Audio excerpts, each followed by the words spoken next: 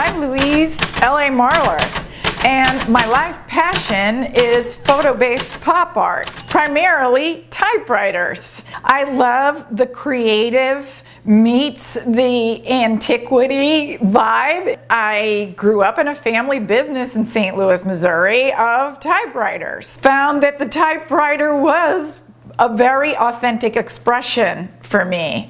So I created a contemporary version of that. My typewriter art is all about the beauty of the machine. The process of how I create art is unique because I start with my original photographs, and I use my photograph and then kind of take parts, and I refer to my graphic design and illustration experience in commercial graphic design and printing. That way I kind of morph a photograph into graphic components and leave some of the photo-based and illustrate. So I do a lot of post in my digital darkroom, which is Photoshop and Lightroom. Then I work on the table. So I like to physically cut and paste and then go back and scan. So I do these different layers of digital and mechanical treatments before I arrive at the final mixed media piece.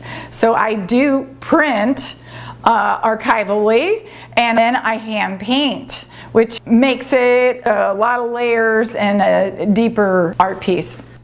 My grandfather, he was stationed in Hawaii in the Army, and that's where he learned how to repair typewriters and became his career and our family legacy. My dad and his two brothers were repairmen and salesmen, and when I started to do more artwork of my own, I photographed the typewriter collection. It wasn't that obvious that it was part of the family business at that moment, because people don't make a logical bridge between machinery sales and artwork. However, it really is a continuation of that effort. Each of my pieces of the typewriter art has a different caption, and most of them are inspirational. It's interesting because I'm doing visual art about literature, and it's sort of an interesting reflection about how some people write about art, but I do art about writers. So there's a nice symbiosis that goes on, and I try to keep it inspirational.